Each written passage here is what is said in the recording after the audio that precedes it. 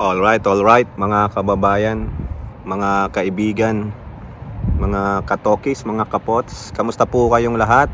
At eto po tayo mga kababayan, magbibigay lang tayo muli ng ating komento, opinyon at reaksyon sa mga mainit na usaping pangpolitika sa ating bansa. Pagpasensya nyo na ang ating setup, wala tayo sa loob ng sasakyan.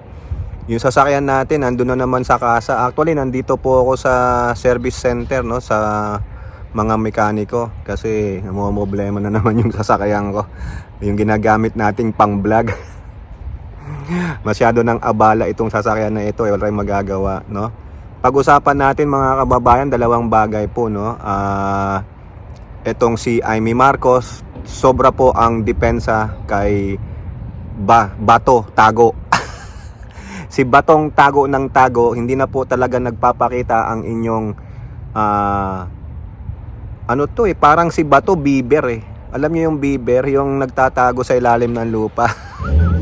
Lilitaw lang kung kailan gusto. Hindi nga natin makita kung nasaan si Bato Dinidepensahan po ni Amy Marcos yung kanyang kapitbahay daw di umano sa Senado. Ibig sabihin, kalapit kwarto niya yung opisina ni Bato. Bakit daw kasi ginanyan si Bato? Siyempre, so todo depensa mga kababayan ni Amy Marcos. Okay? So ang sinasabi niya, masipag naman si Batong magtrabaho. Sobrang sipag magtrabaho niyan. Dapat hindi nyo ginanyan si Bato, Gustong-gusto ngang magtrabaho niyan. Bakit sasabihin nyo no work no pay? Unfair naman 'yan, Kasi kasalanan nito ng gobyerno. Walang anong tawag doon? Yung walang kumpiyansa sa gobyernong ito na proprotektahan yung mga mamamayang Pilipino, lalong-lalo na yung mga senador, na kung meron mang kaso sa international body, hindi muna sila ibibigay. Kumbaga, daanin muna daw sa local court. So, sabi niya, napaka-unfair naman, walang protection galing sa gobyerno. Alamin nyo ang mga batas tungkol dyan sa mga international crimes or allegations na kinakasangkutan ng mga kapwa nating Pilipino, pambihira, bias naman kayo kasi ang pinoprotektahan nyo lang yung kabaro ninyong mga senador, mga mambabatas Napalagay nyo ba ang ordinaryong mga Pilipino magkakaroon ng crimes against humanities? Yung ordinaryong Pilipino gagawa ng genocide? Ganon? Human trafficking o ano? Kaya ganyan si Bato dahil kasama siya sa kaso sa ICC na penal nila Trillanes at nung grupo nito. O di ba? Pambihira naman para lang makadepensa yung no work no pay, Amy Marcos, nararapat lang 'yan. Kasi kayo, public servant kayo. Dapat maging halimbawa nga kayo sa mamamayang Pilipino. Kung ang mamamayang Pilipino, ordinaryong Pilipino nagpapakamatay, hindi naman po literal 'yon, o nagpapakahirap para lang po sumahod sila, sinasakripisyo nila yung pamilya nila, yung relasyon nila sa pamilya nila para lang kumita ng pera at may maihatag na pagkain sa lamesa, may provide ang pangangailangan ng pamilya. Biruin nyo, yung iba dyan nagigising ng madaling araw, hahabulin ng traffic, meron pong truck na maingay, daraan. Tapos uuwi ng late, hindi na makikita ang mga anak. Aalis, hindi na makikita, tulog pa yung mga bata, di ba? Nakakaawa naman. Minsan pagpasok sa trabaho, amoy araw na dahil kasi bakit? Hinahabol yung sasakyan, pawis na.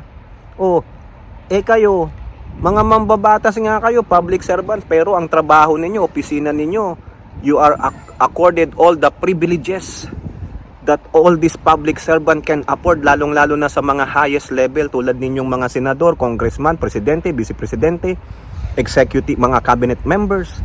O di ba? Tapos todo depensa ka sa taong hindi nagtatrabaho. Magpakita siya sa Senado. Kung si Bongo nga nabanggit ang pangalan, ewan ko lang kung pumapasok pa sa Senado ngayon yan.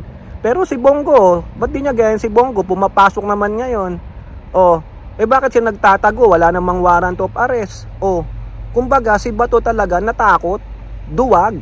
Oo, kung talagang matapang ka ba to, maisog ka, sinasabi mo, ang yabang ng mga pananalita mo, magpakita ka sa Senado, magtrabaho ka. No? Hindi yung ang dumedepensa sa iyo, mga kakampi po, magsalita ka, may bayag ka ba to? Tapos ang dumedepensa sa iyo, wala namang moral ascendancy. Isa ring tanga yan at bobo. O di ba si Senator Raimi? Sobra dumepensa eh. Hindi daw unfair daw yung no work no pay. Ngayon unfair pa. 'Di ba? Nakita niyo yung kagaguhan niyan? Unfair daw yung no work no pay. So ibig pala sabihin dapat kung applicable sa inyo, dapat applicable sa buong mamamayang Pilipino na nagtatrabaho. Ha? Yung hindi nagtatrabaho dapat sumahod. 'Di ba? Naging unfair pa kay Bato na hindi nagtatrabaho na pasasahurin. Wow, ang galing. Anong merong utak ka? Ha? Paano naman namin nalaman na nagtatrabaho masipag si Bato? Ayan nga oh. 'Di ba? Binanggit lang ni Boyeng Rimulya, wala na, umurong na yung titi niya. Walang prinsipyo.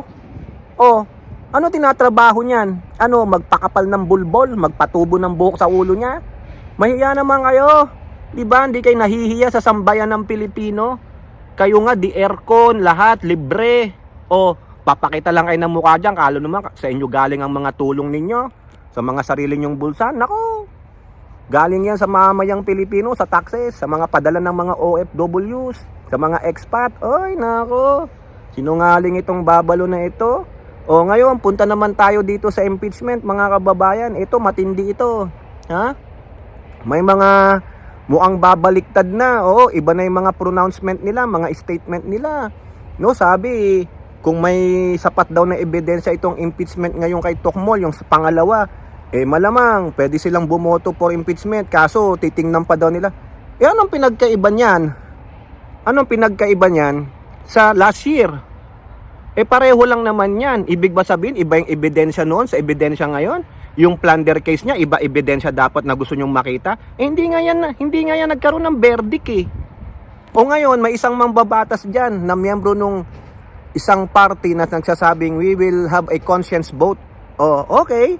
Pero yung leader ninyo, siya ang nagsabi nun. Oo, kung may sapat na ebidensya, punta tayo impeachment. Pero pag wala, asikasuhin na lang natin yung ibang ano. Ba't ka magbibigay ng ganyan? Ibig sabihin, pinipreempt mo eh. Pinipreempt mo yung magiging desisyon ng partido ninyo eh. Pero yung isa nilang kakampi, no, si Benny Abante, siya ang endorser ng fourth impeachment. At ito namang si Representative Lawrence Defensor, sabi niya, nagpapasalamat siya at hindi po sinasaklawan daw ng NUP yung kanyang pagpapasya. No, hindi sa pinakikialaman, may independence, ginagalang niya. At the same time, sabi niya, meron pong substance. May substance itong impeachment na ito. Lalong-lalo na yung pagbabanta ni Sara Tokmol kay Pangulo, kay First Lady at kay former Speaker Martin. Yun po, maingay po yung truck eh. Narinig nyo? Ha? Sabi niya, ito, titindig ito. Yun na lang pagbabanta mo sa 3 tao na ipapapatay mo. Matindi yan. Ha? Ngayon, kung madadagdagan pa yan ng ebidensya, malamang it has a substance. Tandaan ninyo, kailangan patunayan ng Committee on Justice ni Chairman Luistro na itong impeachment na ito, na itong 4 na ito ay merong form and substance. Malamang yan may form. Madaling patunayan ang may form eh. Kasi bakit? Sinunod ba nila yung tamang proseso? Sinunod ba yung mga rules and regulations, yung form na ginamit? Ha? Ngayon yung substance, yan ang pagtatalunan. Ito bang plunder case na sa Article 1, Article 2, ganyan o whatever? May ebidensya ba? Sapat ba yung ebidensya? Collaborated ba ito ng mga affidavits? May mga witnesses ba magpapatunay? Yan po yun. Parang yung ginawa kay Pangulong Marcos. Sinabi mong kinidnap, nakita ba? May umalma ba? Ganon. Itong malversation of funds. Yung pagbabanta. Kitang-kita naman yung pagbabanta. Di ba? May video. Yun na lang. Hindi siya remorseful doon. Yung mga pagsusuhol. May mga nag-come out ng mga former DepEd employees na tumanggap ng mga sobre-sobre. Di ba? Yan ang dapat ilabas para mapatunayan na ito ay may substance. Ngayon, ang tanong, may substance nga. Overwhelmingly bumoto ang Committee on Justice. they voted yes, may substance and may form and substance. Ibabato ngayon yung desisyon sa plenaryo. Kukuha ng boto. Ang tanong, may form and substance, may boboto ba for impeachment? Yon ang problema. Tingnan nyo na lang yung pronouncement ng isang grupo dyan eh. Di ba? Yung pronouncement ng isang grupo, ano mayari? Parang nang i-impluwensya na. O nagtatanong lang ha, I'm not accusing them. Parang nang i-impluwensya na. O kumbaga, natakot ka ba? O babaliktad ka na? Ha? Di ba? Anong bago? Anong bago? Nadagdagan lang ng isa pa na merong isang Ramil Madriaga na magdidiin kay Duterte. Oh. Yung mga kaso ngayon, yung article of impeachment, the same lang 'yun. Dagdagan nyo pa ng maraming ebidensya. Ay, nako. Mga mong babaliktad din, no? Mukhang natakot kay Tamulmol o baka naman may usapan na. Tatanong lang. Okay po, ano po yung masasabi? Comment down below and don't forget to like and share. Hope to see you in the next videos. Bye-bye. God bless.